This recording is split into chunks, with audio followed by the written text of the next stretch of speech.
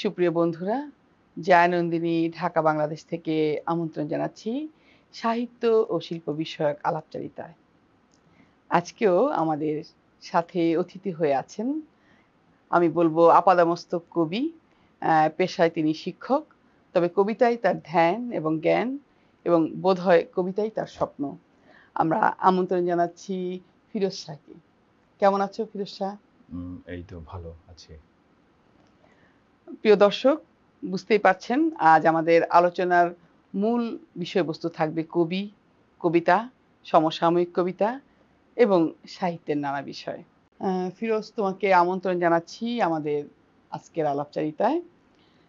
আশা করি দর্শকরা আমাদের এই আলাপচারিতা থেকে তোমার কবিতা এবং তোমার যে কবিতার যে দর্শন সে সম্পর্কে জানতে পারবে। তো প্রথমেই যাচ্ছি তোমার শৈশবে। তোমার শৈশবটা কোথায় কেটেছে? আমার শৈশব কেটেছে নোয়াখালীর সুবর্ণচরে, যেখানে একদম প্রকৃতির সান্নিধ্যে বলতে পারেন। এর কিছুদিন পর আমার বাবা প্রবাসে ছিলেন। বাবা তখন চাকরি করতেন টেক্সটাইলে, তো বাবার চাকরির সুবাদে আমরা চলে যাই চট্টগ্রামের সীতাকুণ্ডে। তো সেখানের এই সুবর্ণচরের প্রকৃতি এবং সীতাকুণ্ডের যে ভূপ্রকৃতি সেটা একটু পার্থক্য রয়েছে। তো সীতাকুণ্ডে যখন যাই, বারবকুণ্ডে আমরা থাকতাম, তো সেখানে একদিকে হচ্ছে পাহাড়, আরেকদিকে নদী, তার মাঝখানের যে সমতল ভূমি, সেই অঞ্চলটাতে আমি থেকেছি এবং খুব সেখানে অসাধারণ প্রাকৃতিক পরিবেশে তোমার বেড়ে ওঠা। দুর্দান্ত একটি প্রাকৃতিক পরিবেশে আমার শৈশব বেড়ে ওঠা। তো কোনটা বেশি প্রভাব রাখলো, নদী না পাহাড়? দুটোই। দুটোই। তুমি পছন্দ করো কোনটি বেশি? আমার নদী ভালো লাগে সবসময়। কেন? আমার মনে হয় বহমান। বহমান, আর হচ্ছে নদী মনে হয় সবকিছু ধারণ করে। জল যেমন ধারণ করে, দুঃখ ধারণ করে, কষ্ট ধারণ করে, সেরকম মনে হলো আর কি। তাই আমার কাছে নদী বা ধারণের একটা বিষয় রয়েছে, সেটি ভালো লাগে। তো এই শৈশবের পরে তোমার কৈশোর কি ওইখানেই কাটলো, মানে এই চট্টগ্রামেই, নাকি অন্য কোথাও চলে গেলে? কৈশোরে হচ্ছে চট্টগ্রামে ক্লাস 4 পর্যন্ত ছিলাম। এরপরে ক্লাস 5 আমি 5-এ পড়েছি, এটা হচ্ছে গাজীপুরে, সফিপুর প্রাথমিক বিদ্যালয়। সেখানে আমার বাবার চাকরি সূত্রে সেখানে যাওয়া। সেখানের আবার এই যে মধুপুর, ভাওয়ালগড়ের যে একটা প্রাকৃতিক পরিবেশ, এবং আমি আমার চোখের সামনে দেখেছি যে সবাই দল বেঁধে পাতা কুড়ানোর জন্য যেত, বস্তায় বস্তায় পাতা নিয়ে আসতো ওই সময় জ্বালানির জন্য। তো ওইটা ওই অঞ্চলের একটি বৈশিষ্ট্য। ওখানে আমি ক্লাস 5 পর্যন্ত পড়েছি। এরপর ক্লাস 6-এ যখন আমি ভর্তি হই, সেটা হচ্ছে ঢাকার সাভারে, ওখানে একটা প্রি ক্যাডেট স্কুলে। আমি ওখানে 6-7 ওখানে পড়ি। ক্লাস 8-এ আবার আমি চলে আসি সুবর্ণচরে। সুবর্ণচরে একটি প্রাথমিক বিদ্যালয়, একটি মাধ্যমিক বিদ্যালয়, সেখানে। এরপর 9-10 আমি পড়ি আবার চট্টগ্রাম শহরে, Bangladesh railway government high school. ওখান থেকে আমার এসএসসি পরীক্ষা দিই। এরপর সেখানে আমার ইন্টারমিডিয়েট হচ্ছে সরকারি সিটি কলেজ, তারপর হচ্ছে চট্টগ্রাম কলেজে আমি অনার্সে ভর্তি হই।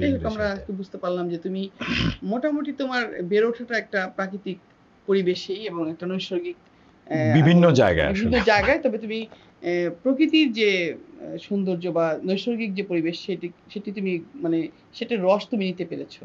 সেটা পেরেছি। সেই থেকে কি কবিতা লেখার আকুতি? কবিতার বিষয়টা হয়ে উঠে আসলে আমার একদম যখন আমি ক্লাস 1-এ পড়ি, বা একদম শৈশবে, তখন হচ্ছে আমার মায়ের কাছে আমি একটু বেশি ঋণী, কারণ আমার মা পুঁথি পড়তেন। তো আমি দেখেছি গ্রামের আমার এই যে চাচি, খালা বা অন্যান্য যারা ছিলেন মার বান্ধবী বা গ্রামের মহিলারা, তারা সকলেই যখন তাদের কর্মব্যস্ততা শেষ হয়ে যেত, সন্ধ্যা শুরু হলো, তখন হয়তো তারা শীতল পাটি বিছিয়ে মা পুঁথি পড়তেন। সকলেই জড়ো হতো সেখানে। জড়ো হওয়ার পর তারা মার পুঁথি শুনতেন। কেরোসিনের বাতি, যেটা চারাক জ্বলতো, তো ওই সময় তো আর কারেন্ট ছিল না। তো আমিও মায়ের সাথে সাথেই থাকতাম। তো সেখানে যেমন আমিষ সওদাগর, বেহুলা, লক্ষিন্দর, মধ্যযুগের সাহিত্য মার কাছ থেকে মার কাছ থেকেই শোনা, বা মা পুঁথি পড়তেন, তখন কল্পনার যে জায়গাটি সেটিও আসলে তখনই কবিতার প্রতি যে প্রেম সেটি তখন থেকেই জন্ম কল্পনা করতে শেখাটা হচ্ছে সেখান থেকে। তারপর আমার নানার বাড়িতে, সেখানে আমার এক মামা ছিলেন, কারি মামা, উনি গল্প বলতেন, অসাধারণ সব গল্প। তো গ্রামে তখন ওরা ওই যে হাঁস মুরগি ধরে টোরে ওরা ঘুমিয়ে পড়তো সবাই, তখন গল্প বলা শুরু হতো। এক একটা গল্প শুরু হতো কিন্তু শেষ হতো রাতের শেষ পর্যন্ত চলতো। গল্পের ভেতর দিয়ে দুর্দান্ত সকল গল্প। সেখানে যেমন আপনার একবার আমি বলেছিলাম যে একটি পরী, দেবদত্ত, দানব, এই টাইপের গল্পগুলো। তো আমার একটা মনে আছে, এক রাজকুমারকে একজন পরী বিয়ে করবে, তো তখন সে তার ডানায় করে রাজকুমারকে মানে চুরি করে হাইজ্যাক করে নিয়ে যাচ্ছে। তো নিয়ে সে একটি বনের ভেতরে গেল। তো বনের ভেতরে সেখানে আপেল গাছ, কমলা গাছ, তো সেখানে একটি নদী ছিল। তো সেই নদীর পানি ছিল কমলার জুস, কমলা নদী। তা আমি আমার মনের অজান্তে এখনো পর্যন্ত সেই কমলা নদীটাকে খোঁজ করি। আমরা তো আসলে কোনো না কোনো ভাবে আমাদের ভেতরেও কিন্তু একটা নদী রয়েছে, এবং নদীটাকে আমরা আসলে বহমান রাখতে চাই, নানাভাবে হয়তো নদীটা অনেক সময় শুকিয়েও যায়। তো সেটি আসলে বড় বিষয় যে নিজের নদীটাকে বহমান রাখা। যাই হোক, আমরা জানি যে তুমি আসলে কবিতাতেই খুব নিবেদিত, এবং এই যে কবিতা, ধরো বাংলা কবিতার বেশ অনেক বড় ইতিহাসই রয়েছে, ধারাবাহিকতা রয়েছে। তো সেই ধারাবাহিকতা থেকে তোমার কবিতাগুলো একটু ভিন্ন। তো এই ভিন্ন ধারার কবিতা বিষয়ে তুমি কিছু বলো, মানে তুমি কেন ভিন্ন ধারার কবিতা বেছে নিলে, বা কোথায় প্রেরণা পেলে তুমি ভিন্ন ধারার কবিতা লেখার প্রতি? আসলে ভিন্ন ধারার বিষয়টা আমি তো ডিফাইন করিনি। আমার কাছে মনে হয়েছে বাংলা কবিতা যখন শুরু হয় চর্যাপদ দিয়ে, চর্যাপদের কবিতাগুলো কিন্তু সিম্বলিক পোয়েট্রি। পরবর্তীতে আমাদের মধ্যযুগ, তারপরে অন্য এর পরবর্তীকালে কবিতা তরল হতে থাকে আর কি। আমরা কিন্তু যেমন আপনার ফ্রান্সে 1909 সালের দিকে সম্ভবত ওরা যে প্রতীকবাদী আন্দোলন বা সিম্বলিস্ট একটি বিপ্লব সেখানে হলো, কিন্তু আমাদের শুরুটা হলো সিম্বলিজম দিয়ে, পরবর্তীতে আমাদের কবিতা তরল হয়েছে। তো এরপরে আমাদের সাহিত্যে তো অনেক বড় কবির জন্ম নিয়েছে, বাক নিয়েছে, কিন্তু সিম্বলের জায়গা থেকে হয়তো ওভাবে আর মানে বাংলা কবিতায় ওভাবে ইয়ে হয়নি। চর্যাপদের এখনো পর্যন্ত চর্যাপদ কিন্তু আমাদেরকে ভিন্ন রস, ভিন্ন আস্বাদ, ভিন্ন চিত্রকল্প দিচ্ছে, যেটা ওই সময় মানে শুধু চর্যাপদ নয়, আমাদের পুরো সাহিত্যই কিন্তু একটা দর্শনধর্মী ছিল। মানুষ এক ধরনের আধ্যাত্মিকতা, দর্শন বা একটা গম্ভীর ভাবের মধ্য দিয়ে এটা প্রকাশ করত।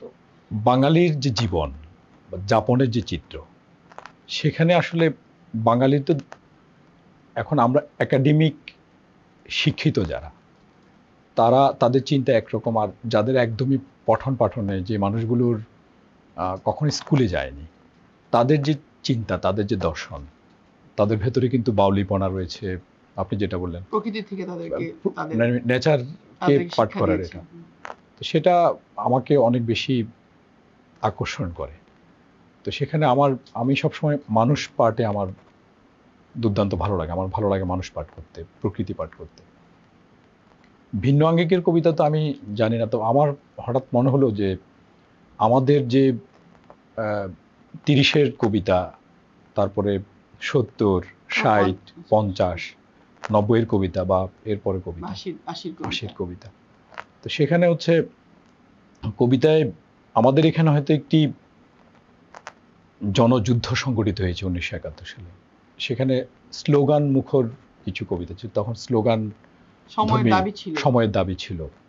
আবার কাজী নজরুল যখন কবিতা লিখেছেন, বিদ্রোহী কবিতা, তখন ব্রিটিশদের সাথে, ব্রিটিশ বিরোধী যে আন্দোলন, স্বাধীনতার একটা আকুতি আমাদের ভিতর ছিল, ওইটা ওই সময়ের একটি চিৎকার আমার কাছে মনে হয়। পরবর্তীতে আমাদের জীবনের যে স্ট্যাবিলিটি, মানুষ তো তার জীবনকে লিখবে, তার যাপনকে লিখবে, তা আমাদের যাপন এবং জীবনের স্ট্যাবিলিটি, স্থির একটি স্ট্যাবিলিটি কিন্তু আমাদের আসেনি, সেটি আমাদের কবিতায়ও ওরকমভাবে ফুটে উঠেছে। সে কারণে আমাদের স্লোগানকে আমরা ম্যাক্সিমাম স্লোগান কবিতায় চলে আসলেন, বা কবিতা স্লোগান হয়ে গেলেন, আমি এখানে বিবৃতিতে চলে একটু আসলেন। কথা বলি, আমি ভুলে যাব। হ্যাঁ। তুমি একটু আগে একটা শব্দ উচ্চারণ করেছিলে যে চর্যাপদ পর্যন্ত বা কবিতার মানে উন্মেষ আমাদের যদি আমরা, হ্যাঁ উন্মেষ, তখন আমরা সেই সময়টা কবিতা প্রতীকধর্মী ছিল, তারপর তরল হলো। এই তরলটা আসলে তুমি কি বোঝাচ্ছ? তরলটা তরল বলতে আমি বোঝাচ্ছি বিবৃতিমূলক, কাহিনীমূলক যে আখ্যানগুলো, সেগুলোকে বোঝাচ্ছি আর কি। মানে কবিতায় যেমন আপনার কবিতাতে একটি, আমার কাছে মনে হয় সন্ধ্যার মতো, একটু আলো, একটু আধার, মানে আড়াল থাকবে কিছুটা। হ্যাঁ অবশ্যই, মানে সে আড়ালটা, যে কবিতার আপনি কবিতার শাড়ি খুলবেন, এই যে কবিতার একটা কাপড় পরা একজন যদি মানুষ মনে করি বা একজন নারী মনে করি, যে এই যে খোলার যে বিষয়টি, কবিতার আবরণের ভেতরে তো একটি প্রাণ থাকে। তো আমার কাছে মনে হয় সেটি খুবই গুরুত্বপূর্ণ। মানে আবরণটা কি আমরা শৈল্পিক ভাবে খুলবো, এরকম এরকম বোঝাতে? হ্যাঁ, আমাদের চিন্তা দ্বারা। এখন এটা হচ্ছে আমার মূল বিষয় কি, আমার কাছে মনে হয়েছে যে যেমন পয়েটিক আইডিয়া, এটা আমার কাছে গুরুত্বপূর্ণ মনে হয়েছে বিবৃতির চেয়ে। আইডিয়া তো ধরো এই স্লোগানও তো একটা আইডিয়া থাকে, তা থাকে। আমরা যদি বিবৃতি বলি বা যদি কবিতাও আমরা যদি আখ্যান বলি, গল্প, আমি আমার কাছে সেটি মনে হচ্ছে যে আমি যখন শিল্পের কাছে যাব, কবিতা যখন আমাকে স্টপ করিয়ে দিবে, কবিতার কোন একটি লাইন আমাকে ভাবাবে, আমি তখন আমার কাছে মনে হয় এটি একটি ধোঁয়াটে উদ্যান, কিন্তু ধোঁয়াগুলো যখন আমি একটির পর একটি সরাবো, এর পেছনে একটি প্রশান্তির জায়গা থাকবে, প্রশান্তির উদ্যান থাকবে, তখন আমার কাছে সেটা বড় মনে হয়। কবিতা একটা প্রশান্তি দিবে। হ্যাঁ, কোথাও তোমাকে যেটাকে আমরা যেটা আমরা অ্যারিস্টটল নাটকের ক্ষেত্রে বলেছিলেন যে ক্যাথারসিস, যে একটা সময় প্রশমন হবে, হয়তো আমি ক্লাইম্যাক্সে যাব, ক্লাইম্যাক্স থেকে আবার আমি প্রশমনের দিকে যাব। তুমি কি সেরকম কিছু বলতে চাচ্ছ যে কবিতা আমাকে ভেতরে আন্দোলিত করবে, কিন্তু আন্দোলনের পর আমি একটা প্রশান্তিময় জায়গায় যাব, সেরকম কিছু? হ্যাঁ, এবং সেই কবিতার আস্তে আস্তে যখন আমি কবিতার ভেতরে ঢুকবো, ভেতরে ঢুকার জন্য আমার কিন্তু একটি জার্নির দরকার রয়েছে, যে আমি প্রশান্তির যে জায়গাটা, আর আমার কাছে পরিভ্রমণ, আমার কাছে মনে হয়েছে কবিতার ভেতরে একটি প্রাণ থাকবে। তো সেখানে নিরেট কিছু শব্দ জঙ্গল কবিতা হতে পারে না। আমাদের অনেকে বলে যে কবিতা অর্থহীনতার দিকে বলে, যে অর্থহীনতা এক ধরনের কবিতা, সেটা হয়তো কেউ বুঝলো না, কিন্তু যতক্ষণ পর্যন্ত সেটা আমাকে দাগ না কাটবে, আমার ভেতরকে আন্দোলিত না করবে, আমি আপনার শিল্প কেন পড়বো? সেই শিল্প তখনই আমার কাছে আমার শিল্প মনে হবে, যে যখন সেটা আমাকে, আমার ভেতরকে নাড়া দিয়েছে, সেটি খুবই গুরুত্বপূর্ণ। এটা গুরুত্বপূর্ণ কথা, যে আমার ভেতরে নাড়া দিবে, আমার ভেতরে আন্দোলিত করবে আমাকে। তো আমরা তো জানি যে এরকম দুটি মানে ভাবনা কিন্তু রয়েছে, যে শিল্পের জন্য শিল্প, নাকি আর্ট ফর আর্ট সেক এবং আর্ট ফর লাইফ সেক। এখন আমরা কবিতার জন্যই কি কবিতা লিখবো, নাকি আসলে কবিতার ভেতরে মানুষ জীবন, বা তুমি যাপন বলেছিলে শব্দটা, সেটি থাকতে হবে? আসলে কবিতায় কি থাকতে হবে, এটি আসলে একদমই গৌণ প্রশ্ন। কবিতার বিষয়ে কোনো বিশুদ্ধ কোনো মতবাদ দেওয়া যায় না, তাহলে সেটি আর কবিতা হয় না। কবিতায় এই থাকবে, এই থাকবে, এই থাকবে না, এটা আসলে খুবই অমূলক আর কি। কবিতা এক ধরনের ধোঁয়া, আমার কাছে মনে হয় এক ধরনের অন্যরকম বিষয়। ধোঁয়াটাকে তো তোমার, ওই ধোঁয়া তোমাকে আন্দোলিত করতে হবে, সেটা বা তোমাকে আপনি যেটা বললেন, আপনি কিন্তু, আমরা কিন্তু জীবনের বাহিরে নয়, যাপনের বাহিরে নয়। আমি কি লিখি? আমি লিখি আমার যাপনকে, আমি লিখি। আমার ক্ষেত্রে যেটা হয়, যখন কোনো ঘটনা, কোনো উপাদান, সেই ঘটনা হয়তো আমি প্রত্যক্ষ করেছি। যেমন আমি একবার ওই যে মাছ কাটছি আর কি, ইলিশ মাছ, আমাদের ওই অঞ্চলে, আমি তো উপকূলের মানুষ, সেখানে ইলিশ মাছ। তো আমি লিখলাম যে বাটিতে করে সমুদ্রে নিয়ে আসি ঘরে, লাভ দেয় ইলিশ মাছ। বটি দিয়ে মাছ কাটতে গিয়ে দেখি সমুদ্রটা মাঝ বরাবর দুভাগ হয়ে যাচ্ছে, এতটুকুই। তা আমার কাছে মনে হয়েছে ইলিশ মাছ এবং বটি হচ্ছে আমার চোখের সামনে দুটি উপাদান, দৃশ্য। এই দৃশ্য দুটো যখন আমি বাস্তবে যখন সেই জার্নির ভেতর দিয়ে যাচ্ছি বা সেই দৃশ্যের ভেতর দিয়ে যাচ্ছি, তখন সেই দৃশ্য এবং সেই উপাদানগুলো ওরা কথা বলছে, ওরা নড়াচড়া করছে, ওদের লাইফ মুভমেন্ট রয়েছে। ওরা যখন আমার সাথে কথা বলে তখন মনে হয় আমার কাছে ওটা ওর কবিতা হিসেবে এই ধরনের আসে। বিষয় আশয় কিন্তু আমরা মানে পরাবাস্তব কবিতায় কিন্তু দেখেছি যে আমি হয়তো একটা ফুলকে দেখছি একটা রক্ত, বা আমার কাছে ওই মুহূর্তে ফুলটাকে রক্ত মনে হয়েছে, যেমন তোমার কাছে হয়তো ইলিশটাকেই গোটা একটা সমুদ্র মনে হয়েছে, তাই তো বিষয়টা?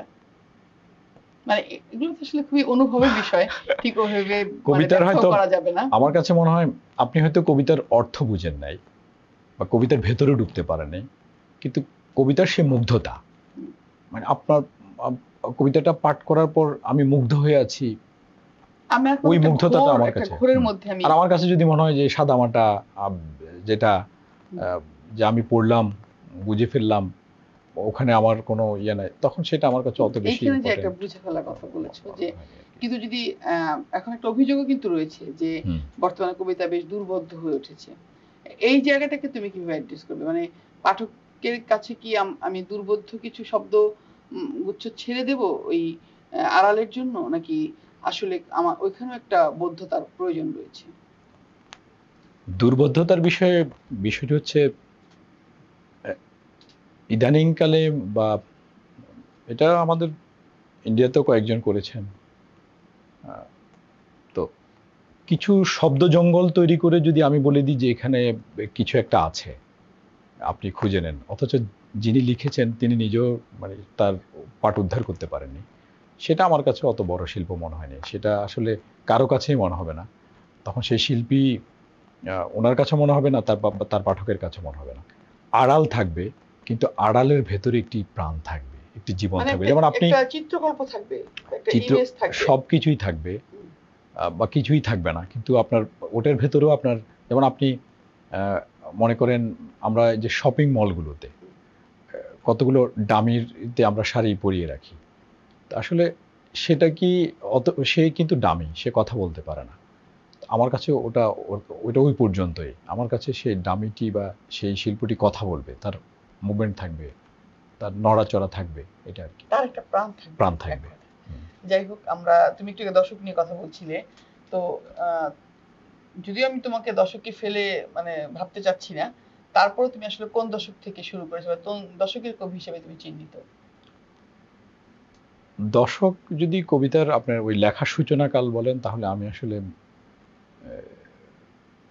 প্রথম যখন কবিতা লিখি সেটা 2004 সাল 5 সালের দিকে। তো সেই কবিতাগুলো আসলে ওই টাইপের, মানে ওরকম, মানে এটা একদমই সাদামাটা টাইপের। আর আমার যদি আপনি বই প্রকাশের সাল ধরেন, তাহলে আমার প্রথম বই প্রকাশিত হয় 2017 সালে, উজানের সোনালী মাছ। তো তাহলে সেটা দ্বিতীয় দশকের আলোচনা। দশকের আলোচনা না, দশকের আলোচনা আমিও ঠিক ঠিক ওইভাবে করতে চাচ্ছি না, তবু একটু কাল বোঝা বা কালের চিহ্নগুলো ধারণ করার জন্য হয়তো আমরা দশকে যাই। তো প্রথম দশক থেকে দ্বিতীয় দশকের কবিতা কি কোনো ভিন্নতা নিয়ে তোমার কাছে হাজির হয়েছে, নাকি তোমার মনে হয় যে শূন্য দশকের এই ধারাবাহিকতা দ্বিতীয় দশক? আমার কাছে যেটি মনে হয়েছে সেটা হচ্ছে প্রত্যেক দশকে যতজন কবি কবিতা লেখেন, সবাই মিলে একটা কবিতা লেখেন, একটা কবিতার বিভিন্ন স্ট্যান্জা লেখেন। তাদের নাম যদি আমি কেটে দিই, অনেকেরই মানে এটা আপনি ধরতে পারবেন না এটা কার কবিতা। সবাই মিলে একই প্যাটার্ন বা একই ধরনের লেখা। তার মানে কেউ কি নিজস্ব স্বাক্ষর রাখতে পারে না? ওভাবেই আসলে একটা শতাব্দীতে কবির জন্ম হয় 3-4 জন 5 জন একটা শতাব্দীতে। তো সেখানে একটা দশক তো খুবই ছোট বিষয়। তো ওখানেও আমার কাছে মনে হয়, এটা আমার ব্যক্তিগত অভিমত। না, অবশ্যই ব্যক্তিগত অভিমত দিবে তুমি।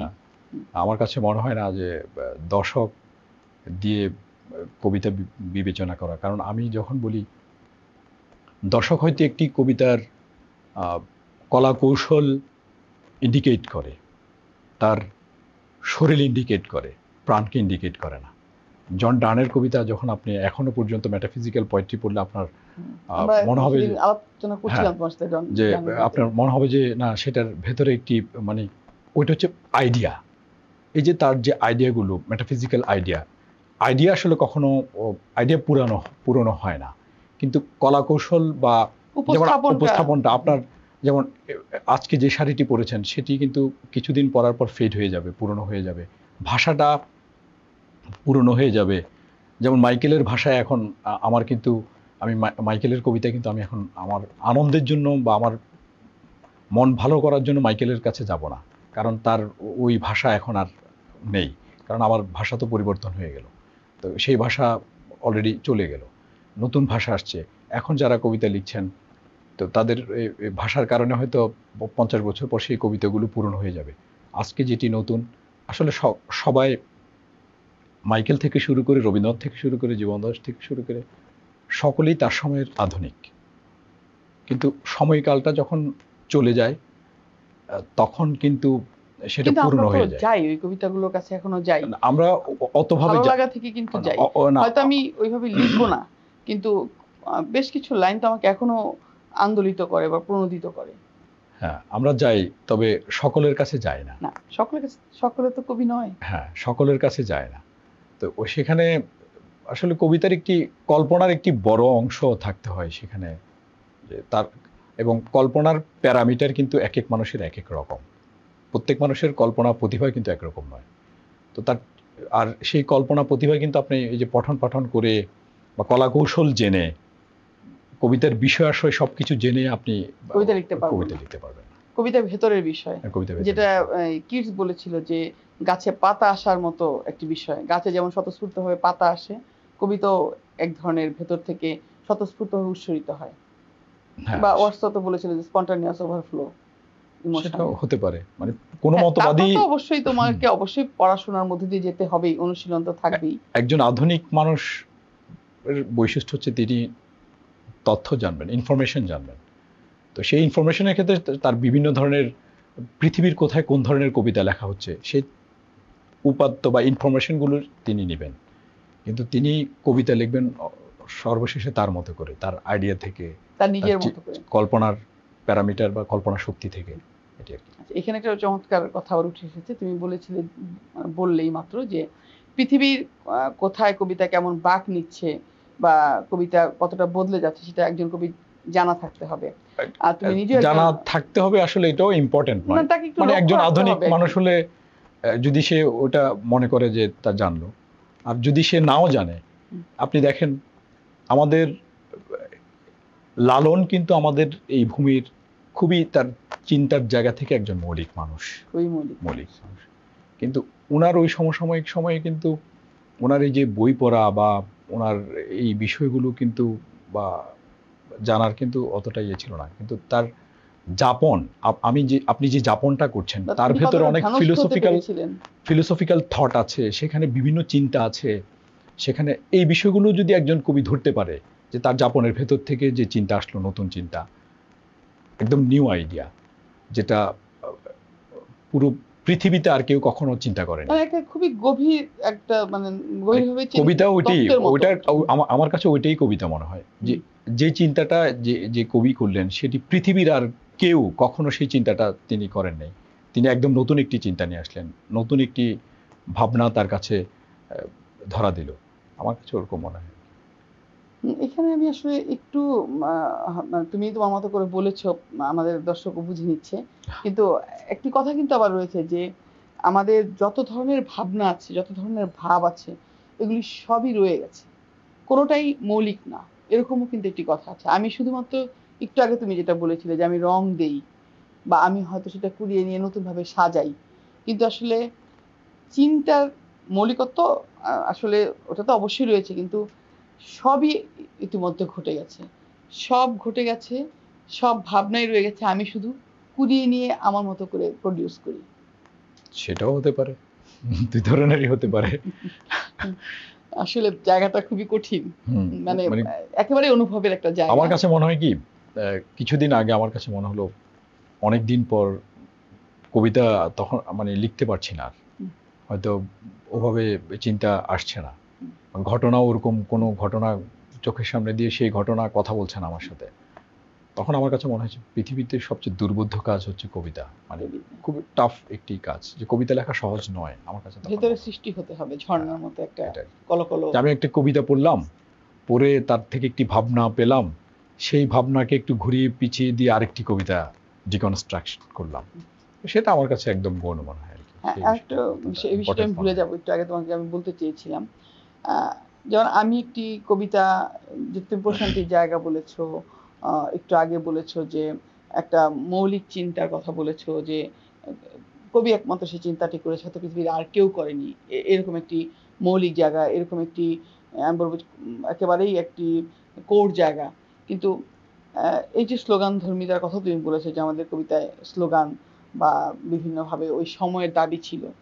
কিন্তু আমরা তো অনেক সময় আমাদের এই যে এখন আমাদের, আমি যদি বর্তমান সময়ের কথাই বলি, যে আমাদের অস্থির একটি সময়, আমরা জানি যে এই সময়টি একটি অস্থির সময়, তখন আমরা যখন কবিতাতে আশ্রয় নিই, আমাদের কিন্তু সেই স্লোগানধর্মী কবিতার কাছে আমরা আশ্রয় নিই। সেটি ঠিক।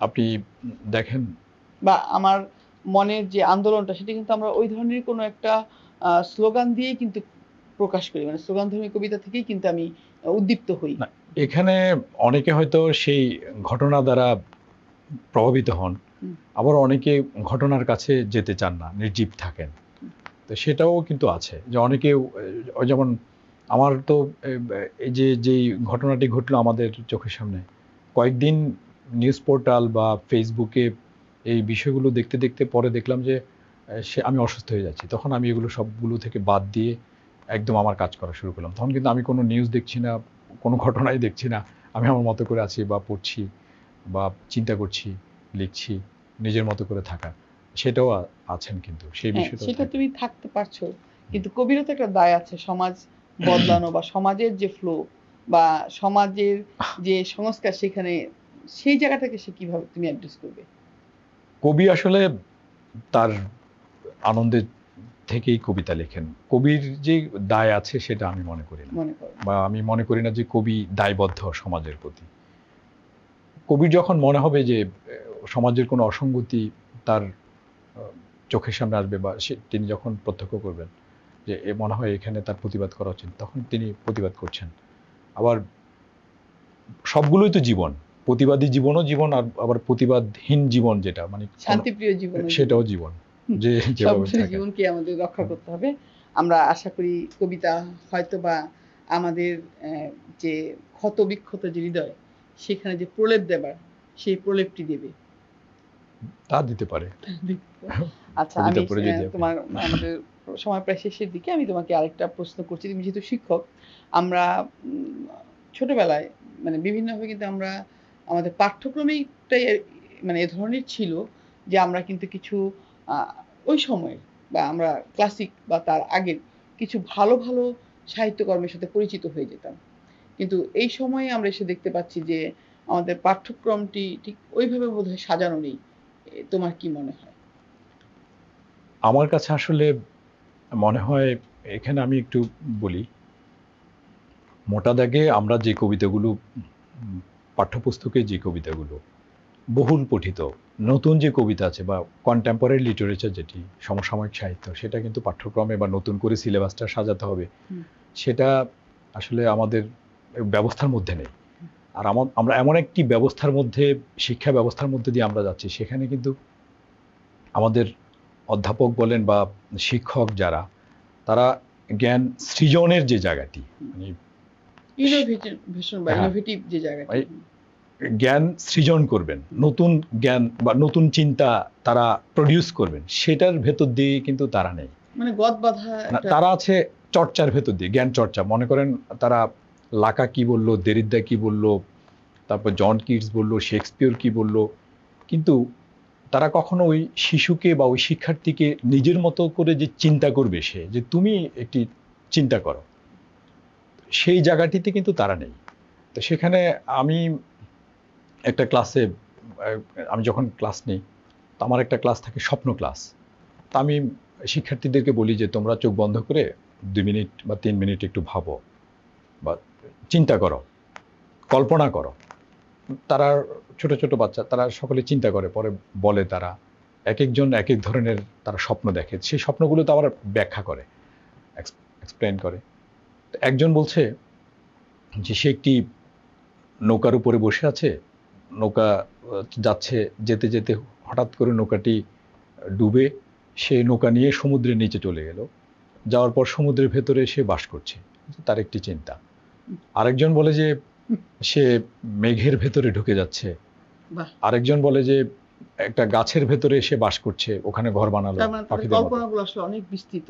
তাকে চিন্তা করার জন্য ওই সুযোগ দিতে ওই হবে। সুযোগটি দিতে হবে, তার নতুন, যাতে সে কোনো কিছু চিন্তা করতে পারে। কিন্তু আমাদের এখানে হচ্ছে কি, শিক্ষক শুধু বলেন, শিক্ষার্থীরা শুধু শোনেন, শিক্ষার্থীদেরকে চিন্তা করার মতো বা বলার মতো ওই সুযোগটা তেমন বেশি থাকে না আমাদের এই ব্যবস্থায়। সেখানে যাই হোক, কবিতার ক্ষেত্রে একই কথা, নতুন যে কবিতা, নতুন নতুন চিন্তা আসছে সারা পৃথিবীতে, বা নতুন নতুন কবিতা লেখা হচ্ছে, নতুন নতুন শিল্প আসছে, আর্ট আসছে, সেটার সেগুলোর সাথে সাথে আমাদের শিক্ষার্থীরা পরিচিত নয়। পরিচিত না। আমাদের কিছুক্ষণ আগে আমি ওই যে আপনার এখানের একজনকে জিজ্ঞেস করেছিলাম, ইংরেজিতে অনার্স মাস্টার্স পড়ছেন সে, তাকেও বলেছিলাম যে আপনি সমসাময়িক সমকালীন কবিদেরকে চেনেন বা নাম জানেন?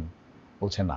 কারণ হচ্ছে তার পাঠ্যপুস্তক, তাকে যিনি পড়ান তিনিও আসলে সমকালীন সাহিত্য সম্পর্কে জানেন না, তিনিও খবর রাখেন না। তো তিনি খবর রাখেন তার ক্লাস বেসড, সে একটা কতগুলো নোট পড়ে, নোট পড়ে পরীক্ষা দিয়ে পাশ করার জন্য সে পড়ে, কিন্তু সে যে কয়েকটা বই পড়বে বা সমকালীন সাহিত্য কি, বিশ্ব সাহিত্যে এখন কি কি হচ্ছে, এগুলো জানার, তাকে যিনি পড়ান তিনিও এটা দায়বদ্ধ, তাকে জানানোর তো প্রশ্নই উঠছে মানে না। উনি দায়বদ্ধ নয় মনে করেন নিজেকে, সেটি মনে হয়। তো আমরা আসলে আরো অনেক কথাই হয়তো থেকে যাচ্ছে, কিন্তু সময়ের জন্য আমরা সব কথা আজকে শেষ করতেও পারবো না। আমি আগে বিদায় নিয়ে নিব, তবে আমরা কবির কয়েকটি কবিতার মাধ্যমে আজকের আসর শেষ করব। ফিরোজ শাহ মূলত ছোট ছোট কবিতার মধ্য দিয়ে জীবনের বিভিন্ন দিক, আমি বলবো যে হয়তো তার দর্শনটিকে তুলে আনেন বা তার যাপনটিকে তুলে আনেন, সেই কবিতাগুলো আমরা শুনবো। তার আগে আমি বিদায় নিয়ে নিচ্ছি আমার দর্শকদের কাছ থেকে। প্রিয় বন্ধুগণ, আমরা এতক্ষণ ফিরোজ শাহের সাথে আলাপচারিতায় ছিলাম।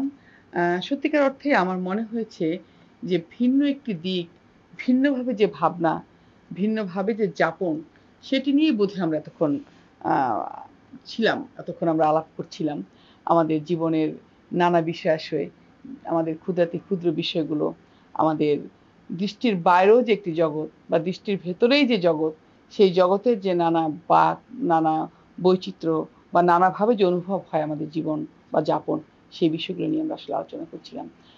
আশা করছি ফিরোজ শাহ আরও এগিয়ে যাবে। তিনি এখন অত্যন্ত তরুণ, শুরু করেছেন, শিল্পের দিকে গভীরভাবে নিবিষ্ট হচ্ছেন, তিনি নিশ্চয়ই এগিয়ে যাবেন আরও সামনের দিকে। আমরা হয়তো আবারও কোনো দিন তার সাথে আলাপচারিতায় বসবো এবং শিল্প ও সাহিত্য বিষয়ক আলাপচারিতায় আবারও নতুন অতিথির সাথে দেখা হবে। সে পর্যন্ত আপনারা ভালো থাকবেন, সুন্দর থাকবেন, সুন্দরের দিকে আপনাদের যাত্রা অব্যাহত থাকুক। শূন্যস্থান। শূন্যস্থানে জল শব্দটি বসল, সাথে সাথে ভিজে গেল প্রশ্নপত্র। প্রশ্নপত্রের শেষ প্রান্তে আঁকা একটি পাখি শূন্যস্থানের সব জল পান করে উড়ে গেল নক্ষত্রের দিকে। সেদিন থেকে উত্তরপত্র জুড়ে কেবলই শূন্যস্থান। আরেকটি কবিতা শিরোনাম ঘুন পোকা। তোমার মন ব্যস্ত ঘুন পোকা, বাহিরে ঠিকঠাক, ভেতরে কেবল কেটেই চলেছ, কাঠ থেকে কাঠেই তোমার গমন। আরেকটি কবিতা শিরোনাম জ্যামিতিক সাপ। গণিত খাতার মতো রাত চুপচাপ শুয়ে আছে টেবিলে, পৃষ্ঠা উল্টালে জ্যামিতিক সাপ বিষ ঢেলে দেয় জ্যোৎস্নার ভেতরে। কালো জ্যোৎস্নায় খরগোশের দৌড়, দূরের চাঁদ ডুব দেয় নদীতে, শুরু হয় জলের বেদনা। আরেকটি কবিতার শিরোনাম জংশন। বরফ কেটে বানানো কুকুর বিষ দাঁত জমা রেখে লাফিয়ে পড়ে জলের জংশনে। সমুদ্রের ট্রেন মিস করে জ্যোৎস্নার তাড়া খেয়ে চলে আসে চাঁদের কাছে। আরেকটি কবিতার শিরোনাম ভন। কার্তিকের চাঁদটা ছিঁড়ে ডেক্সিতে রান্না করে পাড়ায় পাড়ায় বন্টন করা হলো মাংস। মাংসের হলুদ গ্রানে ভনকে খুঁজতে বনের ভেতর থেকে বেরিয়ে আসে একটি নীল হরিণ। আরেকটি কবিতার শিরোনাম চক্র।